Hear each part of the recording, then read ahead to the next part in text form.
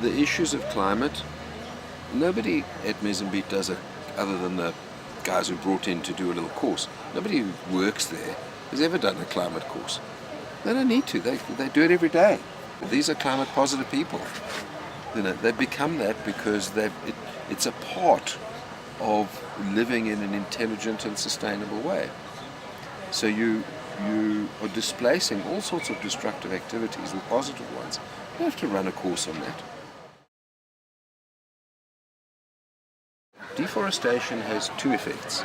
Yes, you can explain it in terms of the carbon emission related to deforestation and the loss of a carbon sink. But its real effect is much more direct, much faster, and much more powerful in terms of how it affects climate. Now, when you concentrate on carbon, you concentrate on the greenhouse effect, and the greenhouse effect is on temperature. Climate does not only consist of temperature. Temperature, air movement, water and water movement. So you've got three which are really critical. Now if you take something really, really simple, and you can see it where we are right now.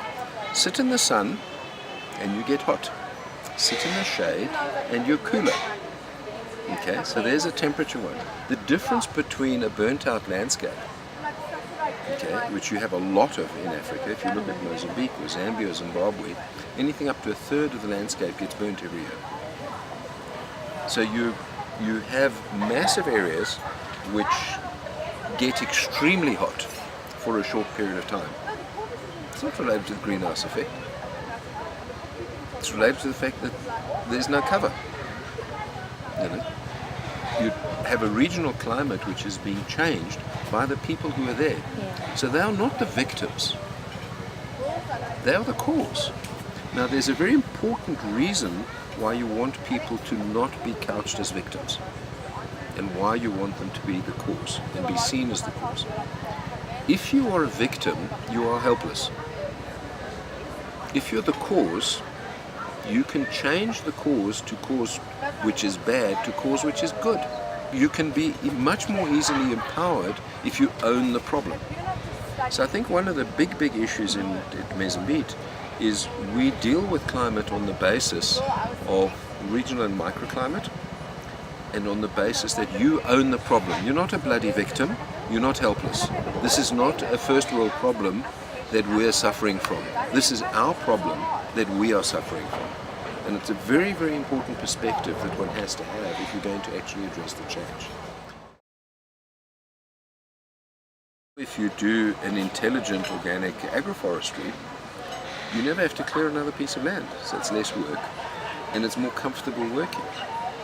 It's easier to work, it's more productive, and your climate stabilizes.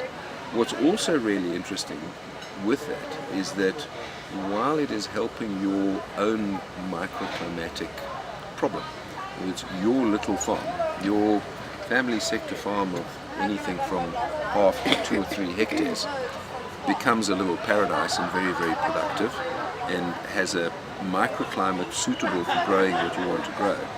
So you've resolved your microclimate. But what's really interesting in the process of doing that, you sequester in the woody biomass of the trees that you plant, of which there's some, you sequester a modest amount of carbon, in the order of about 40 tons per hectare.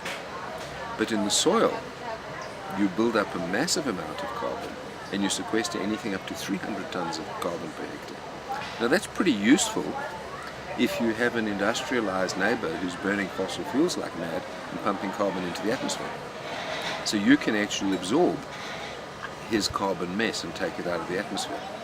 So it's a very useful thing that while you actually act in a local way, repairing the things that affect you and taking your climate change as a positive climate change. And it's a well-trained, well-disciplined sub-Saharan African family sector farmer can be a very positive carbon effect in the world.